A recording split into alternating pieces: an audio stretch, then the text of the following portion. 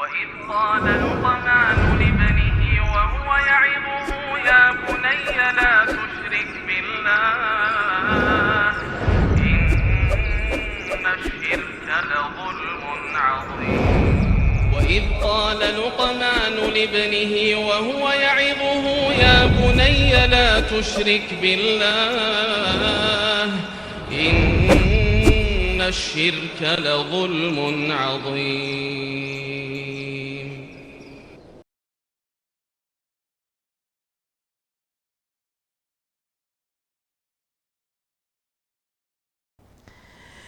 Kemudian ikhwah rahimanallah, kemudian yaitu perhatikan ya satu soal yang ditujukan kepada Syekh Abdul Aziz bin Baz rahimahullah. Yatimun tufiya ahlu, seorang anak yatim di mana meninggallah keluarganya. Wa qumna biriayatih, maka kami pun mulai mengasuhnya. Wa hafidhih, dan menjaganya. Wa haitsu lahu a'mamun wa may yuridil khair yu'tunahu fulus. Sementara dia punya beberapa paman yang ingin kebaikan si anak yatim tersebut. Artinya paman-pamannya inilah ingin kebaikan untuk si yatim, dan paman-pamannya ini juga lah memberinya si orang yang pengasuh itu diberikan uang kepada si pengasuh. Jadi ikhwah, yang si penanya ini punya anak yatim, ya anak yatim, kemudian diasuhlah oleh orang ini yang si penanya. Tapi sebenarnya anak yatim ini punya paman-paman yang masih hidup, yang mungkin juga kaya raya. Kemudian ya paman-pamannya ini mengirimi si pengasuh anak yatim tersebut berupa uang untuk kebutuhan sandang, pangan, papan, dan tarbiyahnya. Lantas, wa mungkin tadkhulu alaina ma'al ilmi bi anna alladhi yadkhulu alaihi akthar min dzalik. Dan kami juga mengetahui bahwasanya apa yang disumbangkan untuk si yatim itu lebih banyak, lebih besar ketimbang kebutuhannya. Wa mu'tabirina wahidan min iyalina, tetapi sebenarnya kami menganggap dia udah seperti keluarga sendiri. Jadi kami makan, dia makan bareng, pokoknya tidak ada perbedaan. Kami tidak membeda-bedakan antara si yatim dengan anak kandung kami. Kemudian afiduna an hadza jazakumullah khairan, berilah jawaban atas kami, semoga Allah memberimu ganjaran. Artinya ini boleh apa tidak? Begitu. Ini boleh apa tidak? Karena dia orang fakir. La haraja, jawabannya la haraja alaikum fi akhdhi ma yudfa ilaihi min sadaqat. Boleh ya. Kamu boleh mengambil harta sedekah yang dikirimkan untuk si yatim. Idza kanat misla nafqatukum alaih, apabila memang nafkahnya itu ya sama seperti nafkah yang biasa kalian berikan. Au aqal, atau minimal, atau dia lebih murah. Amma mazada ala dzalika fa'alaikum an tahfadhuhu lahu. Adapun kalian mengambil lebih daripada itu untuk kebutuhan kalian, maka hendaklah kalian jaga. Jangan kalian menghambur-hamburkannya. Demikian ikhwah rahimanallahu wa iyyakum. Wa abshiru bil ajril jazili ala hidanatihi wa ihsani ilaihi. Maka bergembiralah dengan pahala yang sangat besar yang Allah sediakan untuk kalian karena kalian telah mengasuh dan bersikap baik terhadap si anak yatim tersebut. Demikian ikhwah rahimani Allahu wa iyyakum. Ya. Satu lagi aja. Ma hiya salahiyatul wasi fi mal yatim. Apa saja wewenang pengemban wasiat harta anak yatim, apa saja wewenangnya? Wa fi syarhil kabir ma'al Mughni, dalam kitab Syarhi Kabir, kitab bersama Mughni, wali yatim ayyudarib malahu. Wali si yatim boleh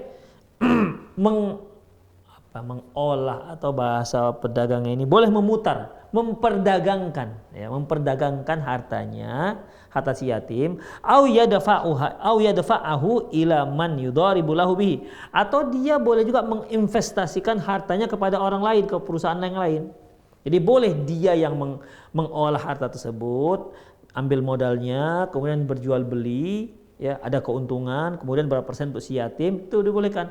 Kalau ternyata yang si pengasuhnya bukanlah seorang pedagang, dia boleh menginvestasikan kepada yang lain, ya harta anak yatim tersebut.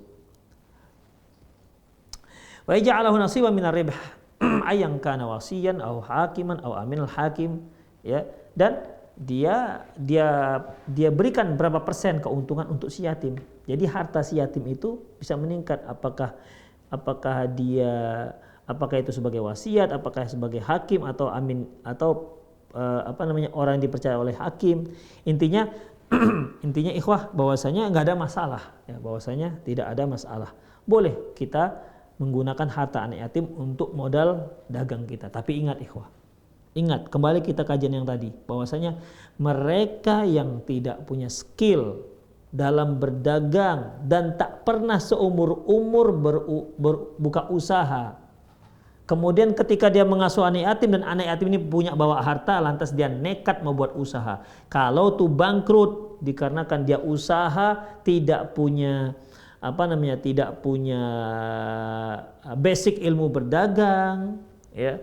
Dia nggak tahu bagaimana cara pengembangan dagang, ya memang tidak punya sama sekali. Dia sangat awam. Nah, ini modal nekat aja, kenapa? Dia punya modal dari harta anak yatim. Bangkrut tuh perusahaan, maka dia berdosa. Ya, maka dia berdosa. Kenapa? Dia nekat. Beda halnya kalau dia memang seorang yang memang ahli, usahanya sudah banyak, tapi kali ini qaddarallahu ma syaa fa'ala, dengan menggunakan uang si yatim bangkrut. Ya, itu lain lagi ceritanya. Ikhwah, a'azani Allah wa iyyakum. Kemudian wa huwa aula min tarkihi. Kalau memang ada yang seperti ini, baik itu atas keputusan hakim, atas keputusan yang lain-lain, bahwasanya silahkan menggunakan harta anak yatim tersebut, ya, maka ini lebih utama ketimbang membiarkan begitu aja. Kalau dibiarkan saja begitu kan berarti tidak ada perkembangan, ya, untuk hartanya. Coba kalau diinvestasikan mungkin masih adalah untuk dia sebulan 2 bulan, ya mumpung dia masih kecil, nanti dia ketika dia sudah besar akan membutuhkan lebih banyak uang untuk kebutuhannya. Kemudian wa mimman ra'a dzalika Ibnu Umar wa Nakhai, di antara yang berpendapat demikian yaitu Ibnu Umar dan Imam Nakhai, Imam Hasan bin Saleh, Imam Malik, Imam Syafi'i, Abu Thawr dan lain-lainnya. Jadi dibolehkan. Adapun yang lain menyatakan tidak boleh. Kenapa ikhwah? Tidak boleh karena khawatir nanti kalau seandainya bangkrut gimana? Siapa yang bertanggung jawab? Jadi mendingan dijaga saja ketimbang diolah tapi nanti ada kemungkinan bangkrut. Ya, jadi dibiarkan itu aja lebih safe, dia tidak terkurangi, tidak terusik demikian. Ketimbang dagang, ya dagang ini wah kadang untung, kadang rugi, kita kan nggak tahu. Jadi demikian ikhwah rahimanallahu ikum. Jadi bagi mereka yang mengatakan tidak bisa, alasannya seperti itu. Tidak boleh mengambil harta anak yatim kemudian diinvestasikan ke orang lain atau dia yang mengolah harta tersebut. Tidak dibolehkan karena dikhawatirkan nanti rugi. Daripada nanti ada kekhawatiran rugi sehingga rugilah anak yatim tersebut, maka mendingan biarkan saja dalam laci gitulah kira-kira. Nggak akan diusik-usik orang itu. Nah, demikian ikhwah. Itulah pendapat nomor 2. Ya. Yang rajih ini bagaimana? Berkata Imam Abu Daud dan Imam Ahmad, yajuzu liwasi bai'ud daur ala sighar idza kana nazran lahum. Ya.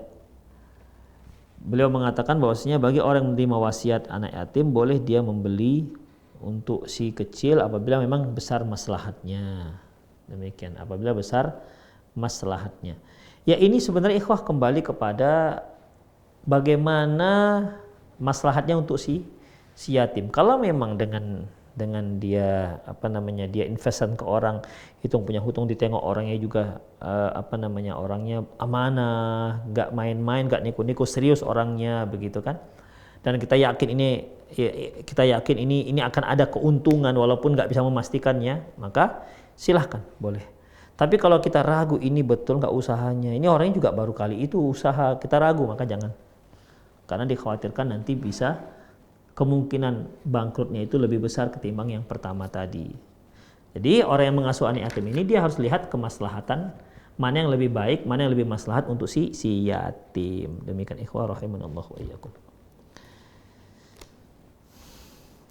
Ammal qardu mal yatim, qardul mal yatim fa idza lam yakun fihi hadzun lahu lam yajuz qardu. Adapun menghutangkan anak yatim kepada orang lain, maka nggak boleh kalau dia tidak mendapatkan sebuah keuntungan dari situ. Tidak ada maslahatnya dia dari situ. Ini kan nggak dibolehkan.